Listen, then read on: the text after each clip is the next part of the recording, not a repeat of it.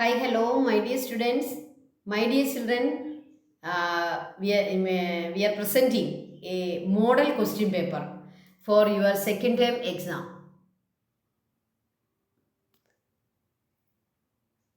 ഒരു model question paper നിങ്ങൾക്ക് present ചെയ്യുകയാണ്. ഏറ്റവും പുതിയതാണ് കേട്ടോ. നിങ്ങൾ അതിൻ്റെ സമ്മേറ്റീവ് അസസ്മെൻറ്റ് 25-26 ഏറ്റവും പുതിയ പുസ്തകത്തിൽ നിന്നുള്ളതാണ്.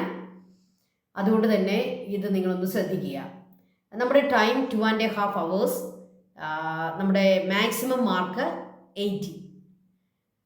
നമുക്ക് 80 ആണ് നമ്മുടെ മാക്സിമം മാർക്ക്. നമുക്ക് കിട്ടുന്ന സമയം 2.5 hours ആണ് എഴുതാൻ കിട്ടുന്ന സമയം. ഇപ്പം നിങ്ങൾക്ക് കൂൾ ഓഫ് ടൈം ഉണ്ട്. കൂൾ ഓഫ് ടൈം എങ്ങനെ ഉപയോഗിക്കണം? ആ കൂൾ ഓഫ് ടൈമിൽ എല്ലാ ക്വസ്റ്റ്യൻസും നിങ്ങൾ വായിച്ച് നോക്കണം. ഓർ ക്വസ്റ്റ്യനിൽ ഏത് ക്വസ്റ്റ്യനാണ് നമുക്ക് ഏറ്റവും പോയിൻറ്റ്സ് അറിയാവുന്നത് എന്ന് നമ്മൾ തന്നെ ഒന്ന് ചെക്ക് ചെയ്തിട്ട് നമ്മൾ അതിലൊരു ക്വസ്റ്റ്യൻ സെലക്ട് ചെയ്ത് വെക്കണം. ഓക്കെ, അത് സെലക്ട് ചെയ്യുന്നത് നിങ്ങൾക്ക് തെറ്റിച്ച് പോയാൽ നിങ്ങൾക്ക് എന്ത് സംഭവിക്കും? നിങ്ങൾക്ക് സ്കോർ കുറയും. പോയിൻറ്റ്സ് എഴുതാൻ പറ്റണം. അപ്പോൾ കൂടുതൽ പോയിൻറ്റ്സ് എഴുതാൻ പറ്റുന്ന ആ 2 ക്വസ്റ്റ്യൻസിൽ ഏതാണ് എനിക്ക് ഏറ്റവും നന്നായിട്ട് എഴുതാൻ പറ്റുന്നതെന്ന് നിങ്ങളൊരു തീരുമാനമെടുത്ത് നിങ്ങൾ ആ പോയിൻറ്റ്സ് ഒന്ന് ഓർത്ത് നോക്കിയിട്ട് അതൊന്ന് സെലക്ട് ചെയ്ത് വെക്കുക. ഓക്കെ, അങ്ങനെ എല്ലാ കാര്യങ്ങളും. അതുപോലെ എസ്സേ ക്വസ്റ്റ്യൻ നന്നായിട്ട് വായിച്ച് മനസ്സിലാക്കുക. അതിൻ്റെ പോയിൻറ്റ്സ് ഒക്കെ ഒന്ന് ഓർക്കുക. ഇതിന് തരുന്ന സമയമാണ് കൂൾ ഓഫ് ടൈം. ഓക്കെ, അപ്പോൾ കൂൾ ഓഫ് ടൈം നന്നായിട്ട് ഉപയോഗിക്കണം. നിങ്ങൾ ആ 15 മിനിറ്റ് നിങ്ങൾ ക്വസ്റ്റ്യൻ പേപ്പർ വായിച്ച് ഒക്കെ ഒരു തീരുമാനത്തിലൊക്കെ എത്തി ക്വസ്റ്റ്യൻ ഏതൊക്കെ എഴുതണം അങ്ങനെ എല്ലാം തീരുമാനിച്ച് വെക്കാനുള്ള സമയമാണ് നമ്മുടെ കൂൾ ഓഫ് ടൈം. അത് നന്നായിട്ട് ഉപയോഗിക്കുക. 15 മിനിറ്റാണ് കൂൾ ഓഫ് ടൈമായിട്ട് കിട്ടുക. നമുക്ക് നമ്മുടെ ക്വസ്റ്റ്യൻ എങ്ങനെയാണ് തുടങ്ങുന്നത് നോക്കാം. Answer all questions from 1 to 8. Each carry 1 score. ഒരു സ്കോറുള്ള ക്വസ്റ്റ്യൻസ് ആണ് നമുക്ക് ആദ്യം വരുന്നത്. എല്ലാ ക്വസ്റ്റ്യൻ്റെ ആൻസർ എഴുതണം. കണ്ടോ, 1 to 8 എല്ലാ ക്വസ്റ്റ്യൻ്റെ ആൻസർ എഴുതണം. അവിടെ നമുക്ക് ചോയ്സ് ഇല്ല, ഒരു മാർക്കേ ഉള്ളൂ. അതുകൊണ്ട് ഏതാണോ ഉത്തരം എഴുതേണ്ട ആ വേർഡ് അല്ലെങ്കിൽ ആ ഒരു സംഭവം അത് മാത്രം അങ്ങോട്ട് എഴുതുക. ഒരു എക്സ്പ്ലനേഷനും ആവശ്യമില്ല. ഒന്നാമത്തെ ക്വസ്റ്റ്യൻ എന്താണെന്ന് നോക്കിയാൽ, given below are the groups of certain persons and works renaissance period. Identify the group with respect to the similar field. അത് വായിച്ച് നോക്കിയിട്ട് ABCD കണ്ടോ, അത് വായിച്ച് നോക്കിയിട്ട് സിമിലർ ഫീൽഡായിട്ട് തോന്നുന്ന ഏതാണോ അത് മാത്രം സെലക്ട് ചെയ്ത് അങ്ങോട്ട് എഴുതുക. എ ആണെങ്കിൽ എ എന്ന് എഴുതിയിട്ട് Copernicus, Martin Luther, Isaac Newton. B ആണ് നിങ്ങൾക്ക് ശരിയെന്ന് തോന്നുന്നെങ്കിൽ ബി എന്ന് എഴുതി ലിയനാർഡോ ഡാവിഞ്ചി, റാഫേൽ, പെട്രാക്ക് ഇങ്ങനെ എഴുതി പോവുക. ഏതാണോ ശരി അത് കണ്ടുപിടിക്കുക. Okay, second question, that given table given below certain different climatic regions and the indigenous people living there. Match them suitably. നിങ്ങൾ ആദ്യം മാച്ച് ചെയ്യണം. എന്നിട്ട് ABCDയിൽ ഏതാണോ കറക്റ്റ് അതെടുത്ത് എഴുതണം. എ പറയുന്നത് മാച്ച് ചെയ്യാൻ എങ്ങനെ അവർ പറയുന്നത്, സാവന ക്ലൈമറ്റ് ആരുമായിട്ട് വരുമെന്നാണ് പറയുന്നത്, pygmy. Okay, equatorial climatic region അവിടുത്തെ ഇൻഡിജിനസ് പീപ്പിൾ എന്ന് പറയുന്നത് ബുഷ്മൻ ആണെന്നാണ് എ പറയുക. അത് തെറ്റാണെങ്കിൽ നിങ്ങൾ അന്നെപ്പോൾ വേറെ എടുത്തോളാം. ബി ശരിയാണോ നോക്കുക. നിങ്ങൾ എങ്ങനെ ഇത് ശരിയാണോ നോക്കേണ്ടത്? എ എടുത്തിട്ട് അത് കറക്റ്റാണോ പറഞ്ഞിരിക്കുന്നത്. എവിടെയെങ്കിലും തെറ്റ് സംഭവിച്ചാൽ അന്നേരം അതങ്ങ് വിടുക.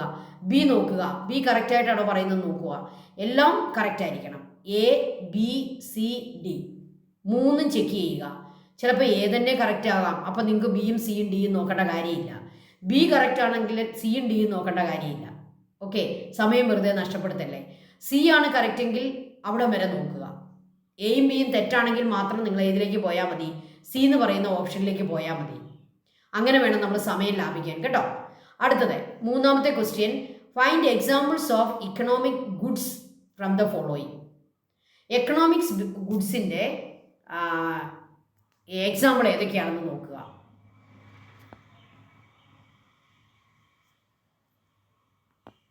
മൊത്തം കിട്ടിയിട്ടില്ലല്ലോ.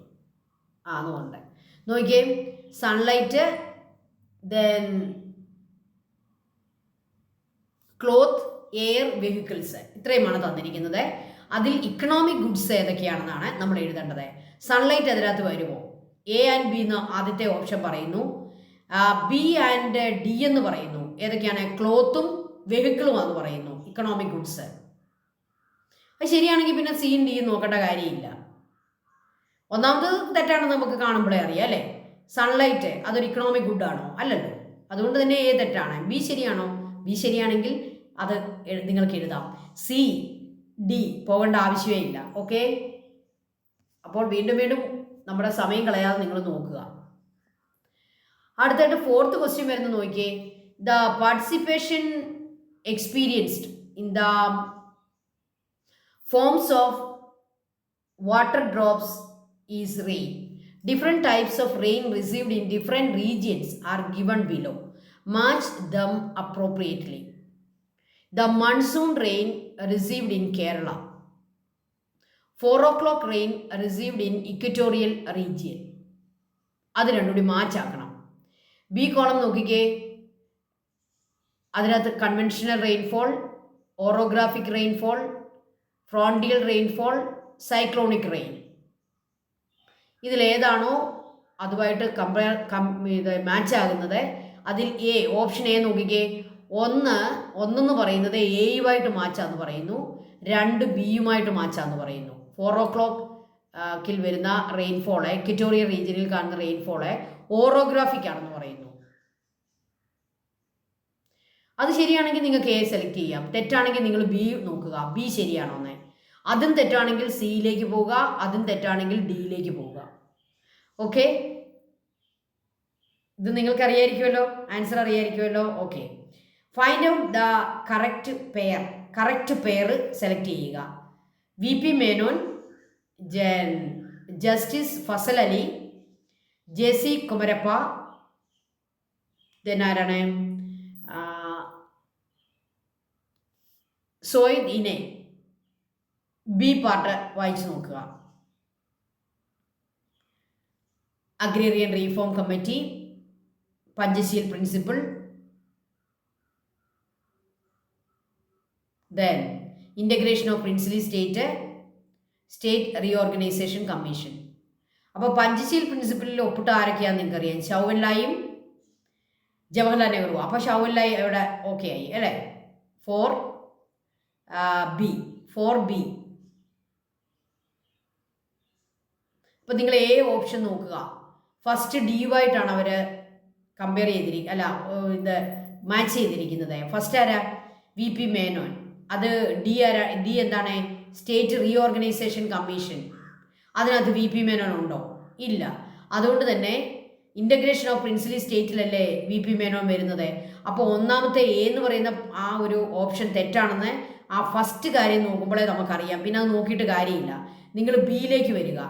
ബിക്കകത്ത് ഒന്ന് വി പി മേനോനെ ആരുമായിട്ടാണ് അവർ ഇത് ചെയ്തിരിക്കുന്നത്? പ്രിൻസിലി സ്റ്റേറ്റുമായിട്ടാണ് ചെയ്തിരിക്കുന്നത്. 1 സി എന്നാണ് പറഞ്ഞിരിക്കുന്നത്. അപ്പോൾ അത് കറക്റ്റാണ്. 2 ഡിയോടാണ് ഇവർ വെച്ചിരിക്കുന്നത്. Justice Fazal Ali state reorganisation commission, അതും കറക്റ്റാണ്. അപ്പോൾ 3ലേക്ക് വന്നേ. മൂന്നാമത്തേത് പറയുന്നത് 3 എയോടാണ് അവർ കമ്പയർ ചെയ്തിരിക്കുന്നത്. അതാണ് J C Kumarappa, agrarian reform commission. 4 ഇതുമായിട്ടാണ് അവർ കമ്പയർ ചെയ്തിരിക്കുന്നത്. 4 കമ്പയർ ചെയ്തിരിക്കുന്നത് ബിയുമായിട്ടാണ്, പഞ്ചശീൽ പ്രിൻസിപ്പിൾ. അപ്പോൾ അത് കറക്റ്റാണ്. ഇനിയും സിയും ഡിയും നോക്കേണ്ട കാര്യമുണ്ടോ? ഇല്ല. Okay, then find a area that is not included for calculating human development index. Human development index calculate ചെയ്യുന്നതിൻ്റെ ഏരിയ ഏത് വരും? അത് ദെൻ അതിനകത്തെ ഓപ്ഷനൊക്കെ നോക്കുക.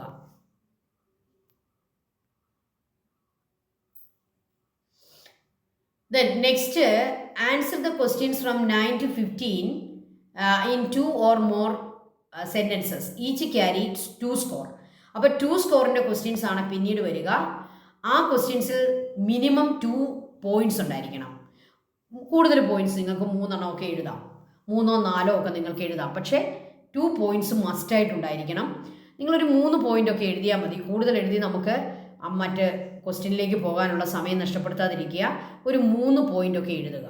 ഓക്കെ, ഇനി ചെറിയ പോയിൻറ്റ്സ് ഒക്കെ ആണെങ്കിൽ, ഒരു വേർഡൊക്കെ ഉള്ളെങ്കിൽ നിങ്ങൾ 4 ആണെങ്കിലും എഴുതിക്കൂ, കുഴപ്പമില്ല. ഓക്കെ, അപ്പോൾ ഈ 2 മാർക്കിൻ്റെ ക്വസ്റ്റ്യൻസൊക്കെ നിങ്ങളൊന്ന് നോക്കുക. അനുവിൻ്റെ ഒരു എക്സാമ്പിൾ പറയുന്നുണ്ട്. Anu is unable to got a better job despite of higher education. Evaluate Anu's problem through the sociological imagination approach and common sense knowledge approach. Okay, അപ്പോൾ അത് രണ്ടായിട്ട് നോക്കണം. രണ്ടിനെ പറ്റിയും നിങ്ങൾ ഓരോ സെൻറ്റൻസെങ്കിലും എഴുതാനായിട്ട് നോക്കുക. Define fuel, write an example of renewable fuel എന്താണ്? റിന്യൂവബിൾ ഫ്യൂവലിനെ പറ്റി എഴുതുക. List any 2 interventions in the field of science and technology that help geographical exploration. Name the treaty which stated that the princely states of India should maintain their status quo. What was the outcomes of this treaty? Okay, princely സ്റ്റേറ്റുമായിട്ട് നടത്തിയ treaty എന്തായിരുന്നു? Then examine the role of conservation of resources in sustainable development. നിങ്ങൾക്ക് എല്ലാവർക്കും അറിയാവുന്ന ഒരു question ആണ്. Sustainable ഡെവലപ്മെൻറ്റിന് വേണ്ടി നമ്മുടെ റിസോഴ്സസിനെ എങ്ങനെ കൺസർവ് ചെയ്യണം.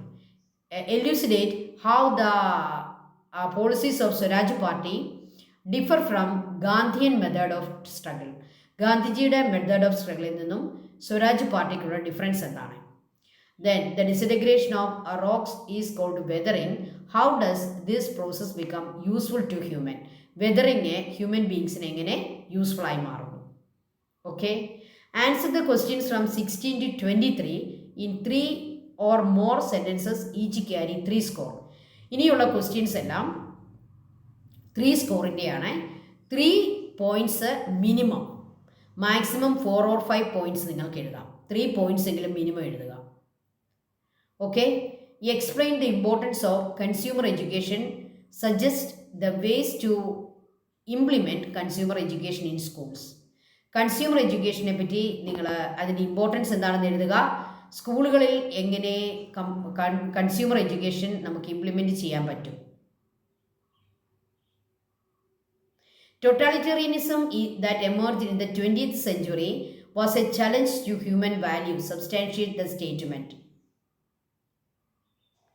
Compare the equatorial climatic region and the Tundra region based on the hints. Hint നോക്കി തുന്ദ്ര റീജിയനെയും അതുപോലെ ഇക്വറ്റോറിയൽ റീജിയനെയും നിങ്ങൾ കമ്പയർ ചെയ്യുക. ഇക്വറ്റോറിയൽ റീജിയൻ നിങ്ങൾക്കറിയാം അവിടുത്തെ ക്ലൈമറ്റ് എങ്ങനെയാണ്, തുന്ദ്ര റീജിയനിലെ ക്ലൈമറ്റ് എന്താണ്. ഇത് രണ്ടും എക്സ്ട്രീമാണ് അല്ലേ. തുന്ദ്ര എന്ന് പറയുന്നത് എവിടെയാണ്? 90 ഡിഗ്രി ലാറ്റിറ്റ്യൂഡിൽ കിടക്കുന്ന നമ്മുടെ പോളാർ ഏരിയയാണ്. ഇക്വറ്റോറിയൽ ഏരിയയിലെ ക്ലൈമറ്റും പോളാർ ഏരിയയിലെ ക്ലൈമറ്റ് കൂടിയാണ് നിങ്ങൾ കമ്പയർ ചെയ്യേണ്ടത്. ക്ലൈമറ്റ്, പിന്നെ നാച്ചുറൽ വെജിറ്റേഷൻ, പിന്നെ അഗ്രികൾച്ചർ. വളരെ സിമ്പിളാണ് അല്ലേ. ആ 3 കാര്യങ്ങളും എഴുതുമ്പോൾ 3 പോയിൻ്റ് അവിടെ വരും. അതോടെ നമുക്ക് 3 സ്കോറും കിട്ടും. 19th question, evaluate the role of art and culture in the tribal communities in enriching Indian culture. Art and culture. Elucidate the role of national integration in overcoming the challenges faced by pluralism in Indian society. National integration. Explain how the cyclical velocity of money affect economic growth. ഇതിനകത്ത് നമുക്ക് second ടൈമിലേക്ക് ഇല്ലാത്ത ചില പോർഷൻസും വന്നിട്ടുണ്ട് കേട്ടോ. അത് നിങ്ങൾ mind ചെയ്യേണ്ട. ഇത് മോഡൽ ക്വസ്റ്റ്യൻ ആയിട്ട് ഇട്ടിരിക്കുന്നതുകൊണ്ടാണ് അങ്ങനെ കയറി വന്നത്.